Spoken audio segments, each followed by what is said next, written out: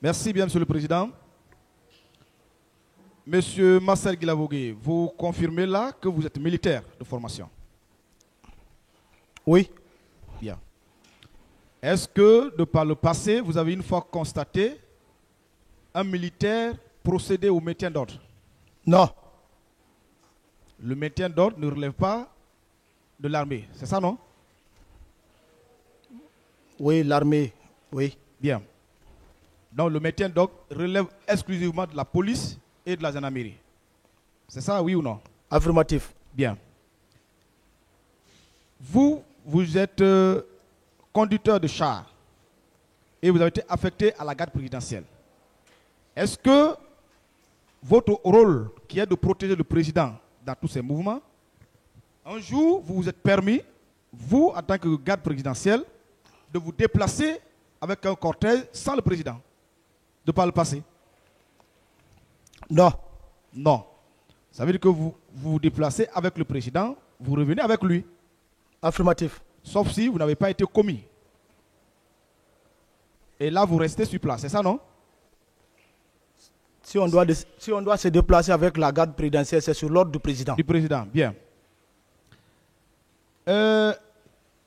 Vous vous rappelez que le président avait effectué un déplacement sur le Fouta Djallon? Vous vous rappelez de cette date? Vous dites, maître? Est-ce que vous vous rappelez que le président avait effectué un déplacement sur l'Abbé le 26 septembre 2009?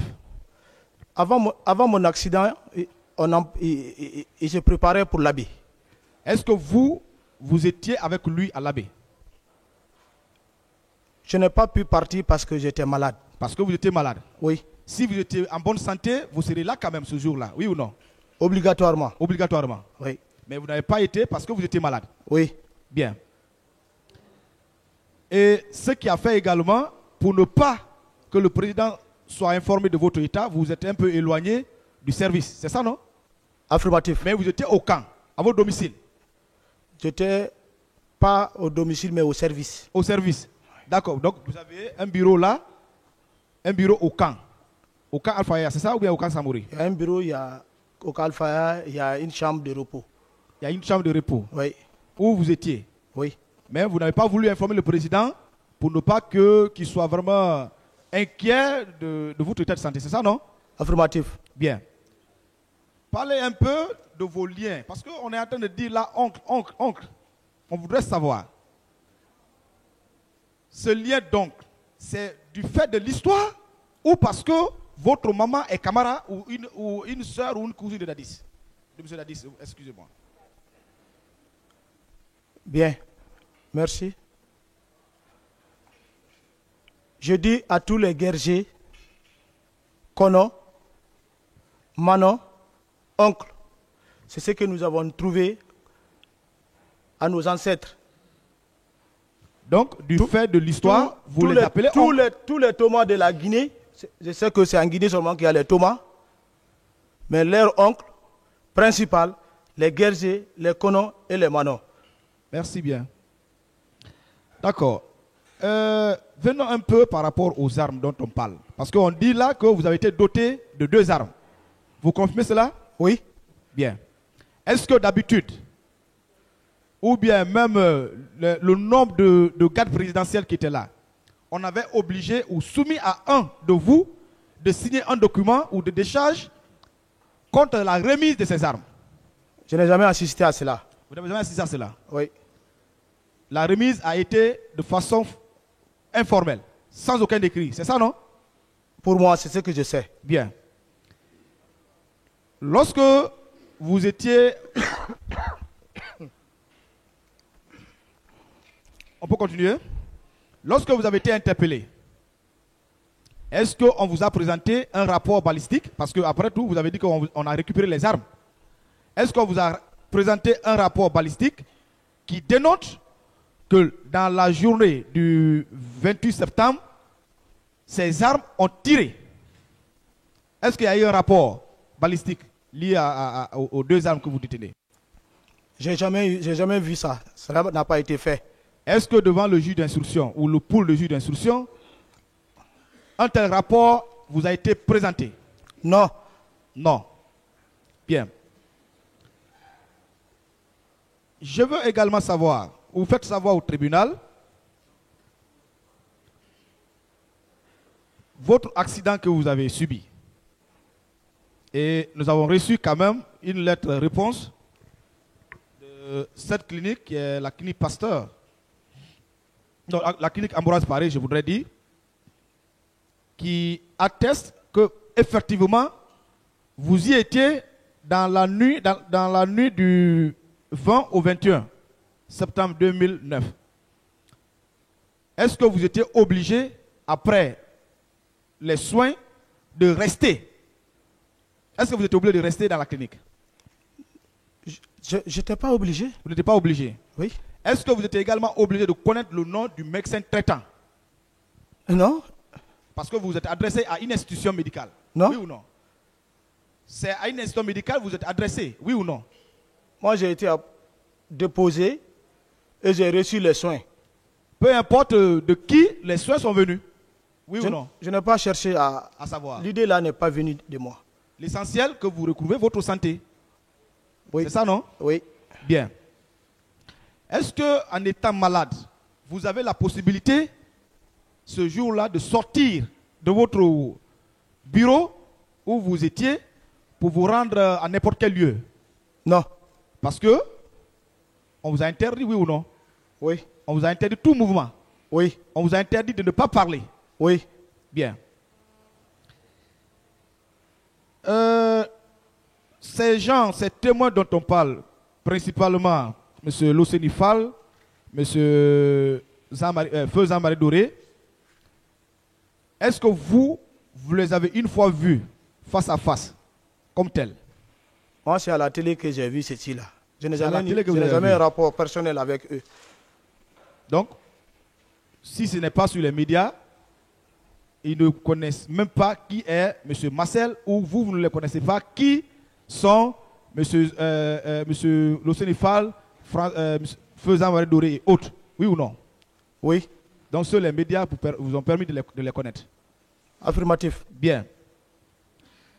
Dans la déclaration de M. Diamakan, il a dit que pour ces événements, il est nécessaire de demander M. Marcel Guilavogui. Je suis en train de se faire sortir.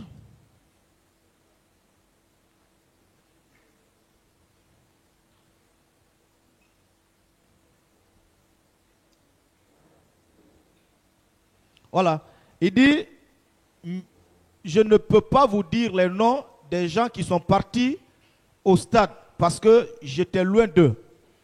Mais il serait nécessaire de demander Marcel, Toumba, Thieboro, Pivi et Issa qui étaient ministres des conflits à l'époque. Et là, il y a une des questions du parquet. Vous avez dit que M. Diamakan a été l'un de vos formateurs en une semaine. Vous confirmez cela, non?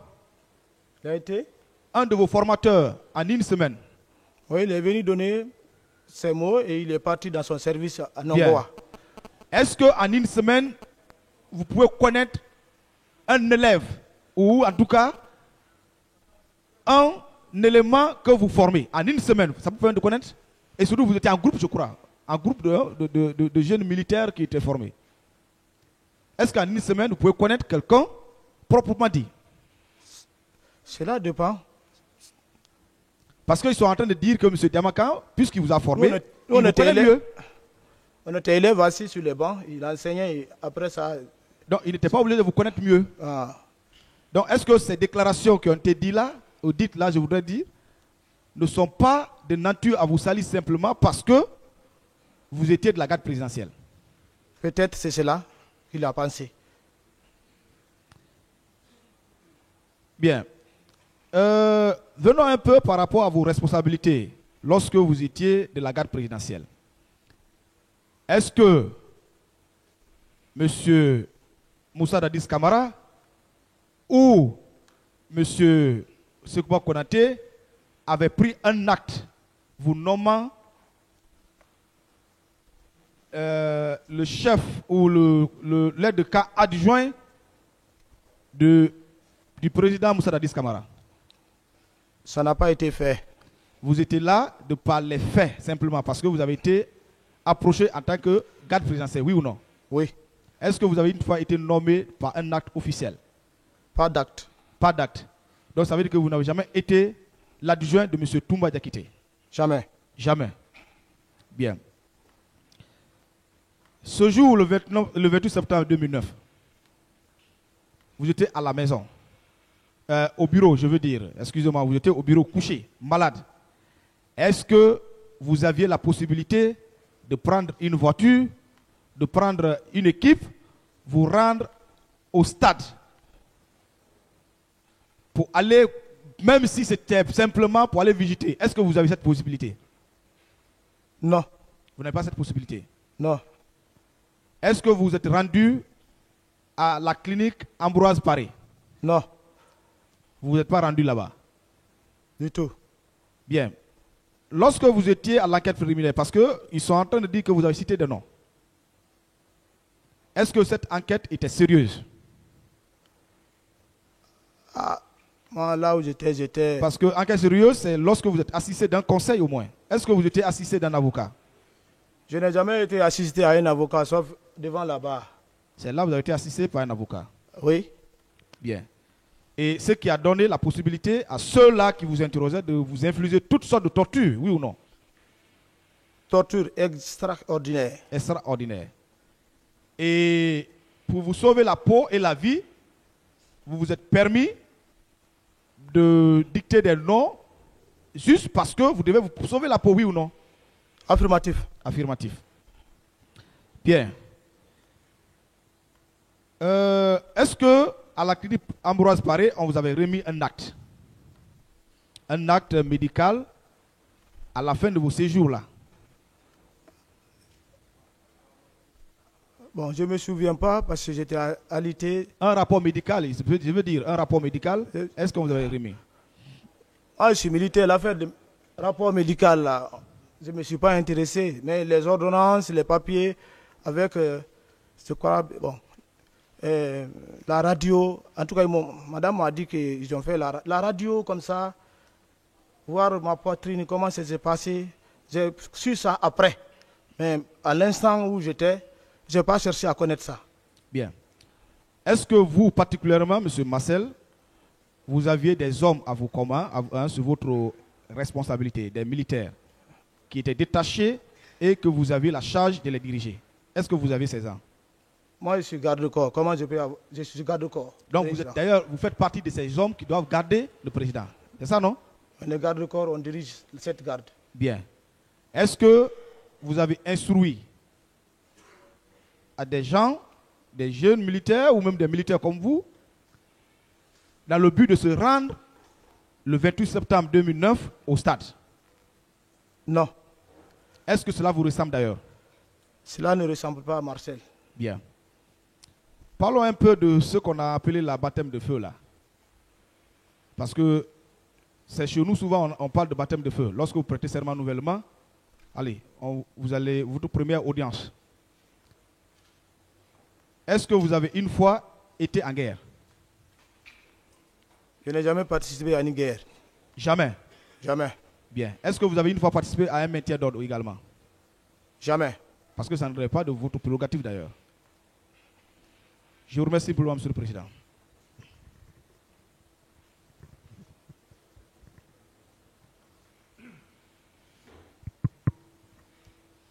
Merci, Monsieur le Président.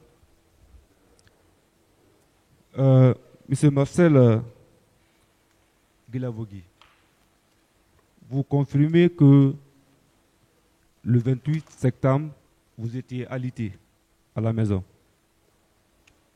n'est-ce pas? Vous dites? J'ai dit, vous confirmez que le 28 septembre, vous étiez alité à la maison? Pas à la maison, mais au service. Au service, très bien. Dans une chambre aménagée. Est-ce que, en étant alité, vous pouviez en même temps être au stade? Il faut être en forme pour être dans les mouvements. Non. En étant malade, En étant malade, on ne peut pas faire autre chose que de s'occuper de sa santé. vous avez dit que votre langue était sectionnée, n'est-ce pas? Oui. Est-ce qu'en ce moment, vous pouviez parler au téléphone pour commanditer ou pour donner des ordres à un groupe d'aller au stade? Est-ce que c'est possible? Je ne me suis pas intéressé à ça. Par rapport à vos déclarations, vous avez répondu à une question dont ce passage m'a beaucoup touché. Puisqu'on vous accuse que vous avez fait des déclarations en citant le nom de tel et tel. Vous avez répondu que oui, vous étiez sur la torture. Est-ce que vous confirmez cela? Affirmatif, je confirme. Vous avez dit que c'était juste pour sauver ma tête. Est-ce que c'était vrai? C'était vrai. Vous étiez à l'époque assisté d'un avocat. Pas du tout. Votre PV, ils l'ont lu avant que vous ne passiez à la signature. Pas du tout. Ce qui me fait mal dans cette affaire, M. Marcel, c'est qu'après tout, vous avez fait 13 ans en détention préventive, n'est-ce pas? J'ai fait 13 ans en prison, oui. Ma dernière question, puisque c'est clair, la responsabilité pénale, elle est personnelle. Est-ce que réellement, vous avez mis pied au stade ces jours-là?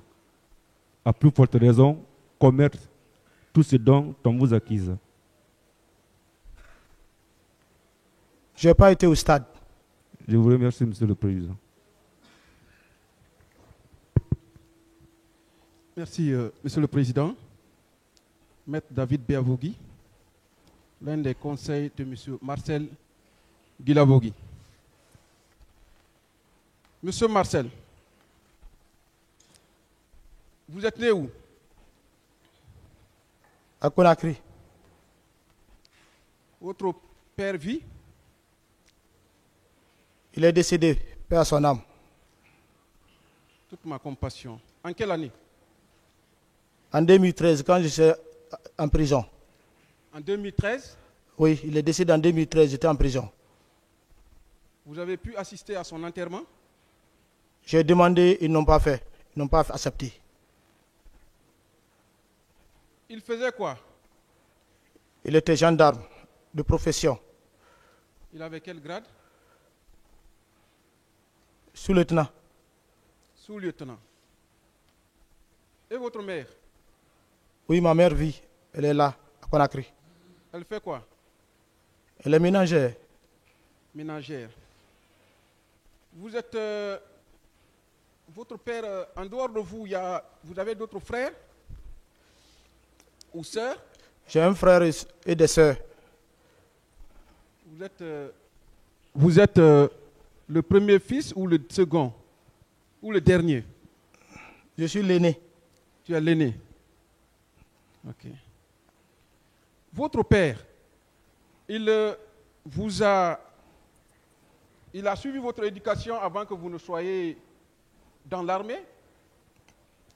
Il a suivi une très bonne éducation à notre égard. Est-ce que vous avez bénéficié d'une affection parentale? C'était mon ami. C'était votre ami? Oui. Et qu'est-ce qui vous a motivé de servir sous les drapeaux? Vous dites? Quelle a été la source de votre motivation d'être dans l'armée? J'ai aimé le corps pour défendre l'intégrité territoriale et la population. C'était en quelle année? Le 1er août 2001 à Cancan. Et qu'est-ce qui vous a motivé? L'amour de servir l'État, sa population. Okay. Est-ce que l'amour qui vous a motivé de servir l'État et la population pouvez vous écarter de cet objectif? Pas du tout. Est-ce que vous êtes capable de prendre une arme contre cette population pour laquelle vous avez juré de servir sous les drapeaux? Non, je ne suis pas capable de faire ces actes pareils. Est-ce que vous êtes capable d'assassiner une personne? Que Dieu nous en garde. Est-ce que vous êtes capable de violer? On a violé. Je suis père de 4 enfants. J'ai des sœurs. Et j'ai une mère. Non. Est-ce que vous êtes capable de piller des biens? Je ne suis pas un homme qui peut faire ces actes. Est-ce que vous êtes capable d'infliger des tortures à des personnes? Non. Est-ce que vous êtes capable d'enlever des personnes?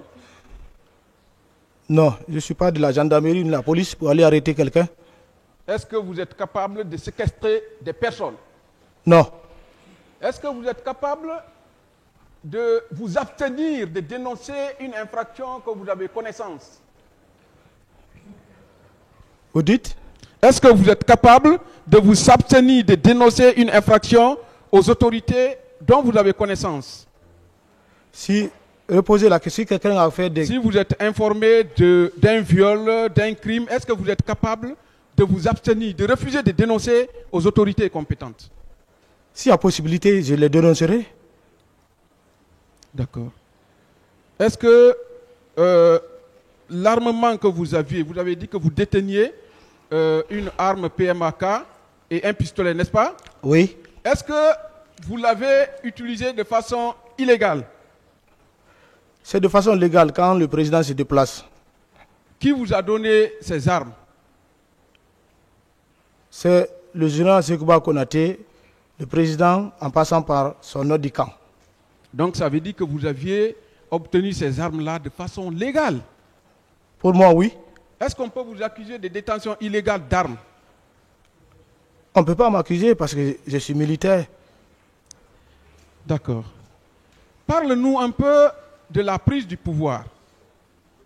Parce que vous étiez un membre actif du CNDD à l'époque, qui ont des acteurs qui ont conquis le pouvoir.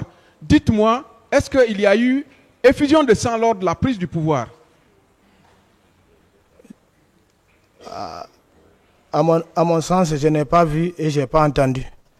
Donc il n'y a pas eu effusion de sang pendant la prise du pouvoir par le CNDD à l'époque, n'est-ce pas? Affirmatif. Est-ce que le crime que vous n'avez pas commis lors de la recherche du pouvoir, vous pouvez le commettre lorsque vous avez déjà le pouvoir en main? Non. Donc, si vous n'avez pas tué des individus, des populations ou même des militaires pendant la prise du pouvoir, ce n'est pas quand vous avez le pouvoir que vous allez commettre des crimes. Oui. Revenons aux événements du 28 septembre. Vous êtes tellement acculé que des recherches de pièces se font en catimini, mais que ça aboutit toujours à des documents qui plaident en votre faveur. Je veux parler du document dont le procureur a fait lecture tout à l'heure. Vous avez bien compris le contenu? J'ai entendu qu'il dit que le 21, que j'étais parti à la clinique. Je vais vous lire une partie de ce document qui a été adressé au procureur de la République ici présent par le directeur général de la clinique Ambroise Paré, Dr Sa Nabil. Il dit ceci: ainsi, nous vous confirmons son passage, c'est-à-dire vous, votre passage, dans notre clinique pour des soins dans la nuit du 20 au 21 septembre 2009. c'est le directeur de la clinique qui le dit. Est-ce que lui, il ne confirme pas effectivement que vous étiez victime d'un accident et que vous y êtes passé pour des freins de traitement? Mais c'est une confirmation. Il dit ceci aussi, que qu'il s'agit, bon, il dit voilà, il s'agit d'une facture pour hospitalisation portant sur un numéro de reconnaissance dont le montant indiqué pour une durée maximale d'une nuitée, voire tableau récapitulatif. Mais le médecin confirme effectivement que vous avez été victime de fracture. Est-ce qu'une fracture peut être guérie en une semaine?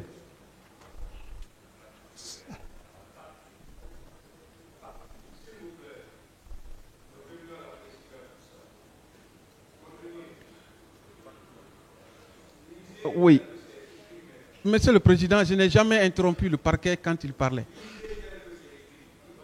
D'accord. D'accord. Ok. Ce document confirme donc votre passage au PM3, n'est-ce pas? Je veux... Pas au PM3. Comment? À la clinique Ambroise Paris. Oui. Je veux revenir à votre audition au niveau du PM3. Monsieur Marcel, vous avez dit ceci, que, et vous êtes constant, hein, vous êtes constant, malgré les panoplies de questions, vous êtes toujours constant.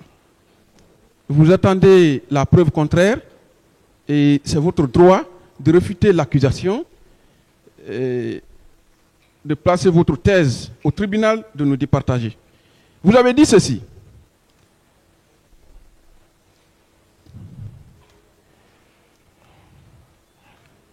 Répondant à une question du pool des juges d'instruction.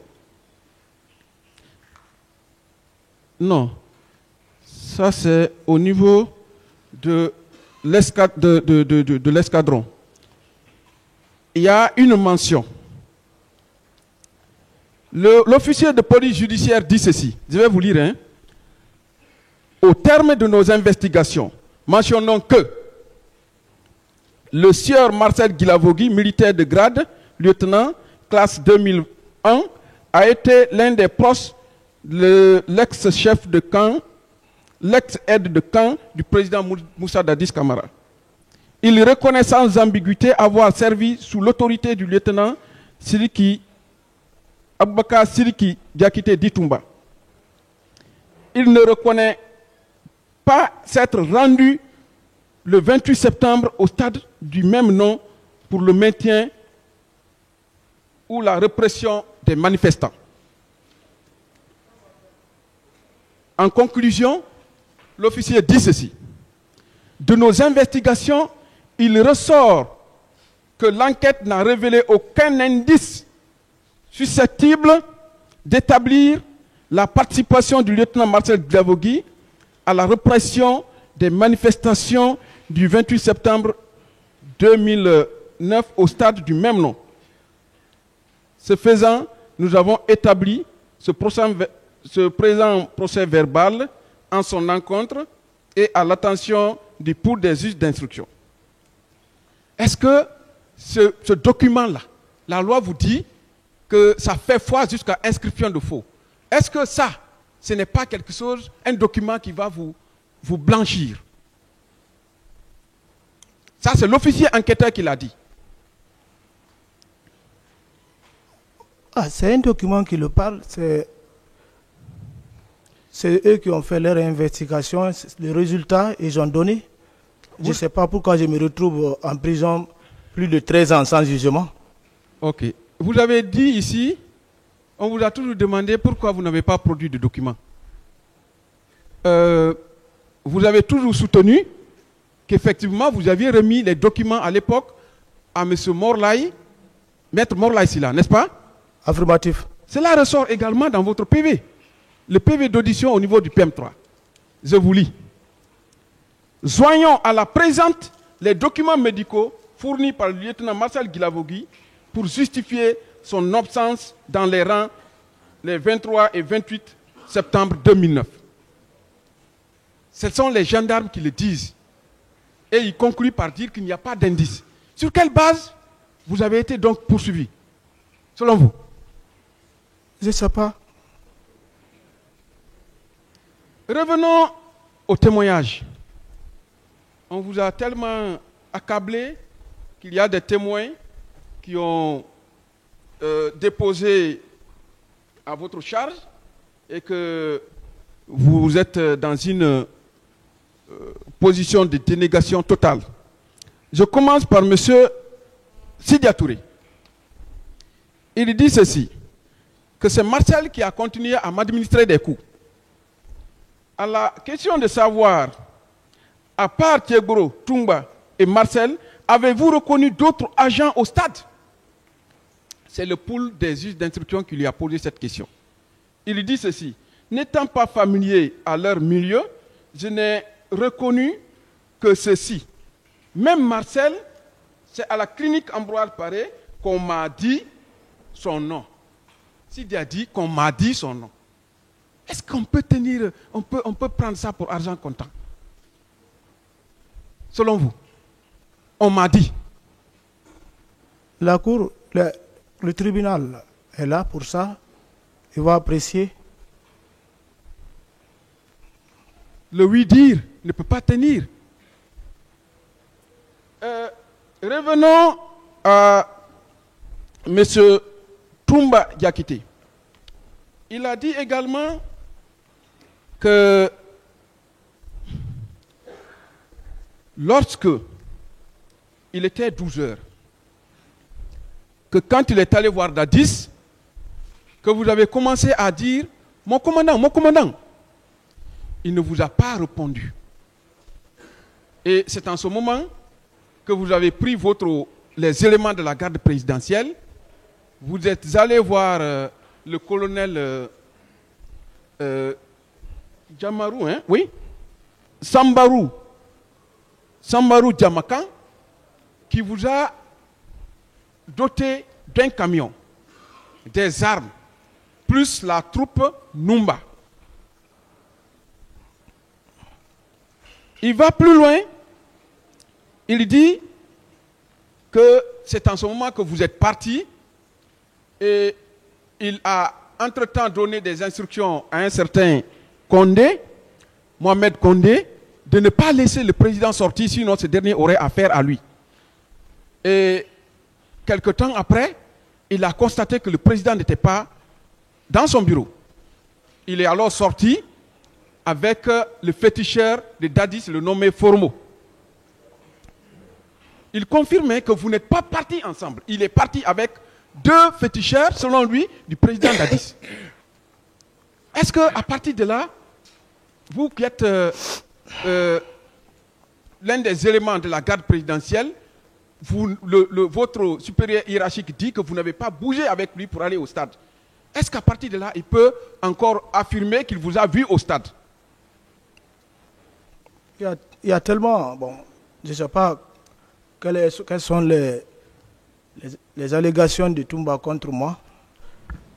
Ici, quand il sera confronté avec moi, on en discutera. Mais moi, je n'ai pas été au stade. Justement. Il confirme lui-même que je n'étais pas avec lui. Je veux ressortir un peu... S'il vous plaît, maître. Oui. Cette phase, on va suspendre l'audience pour quelques instants.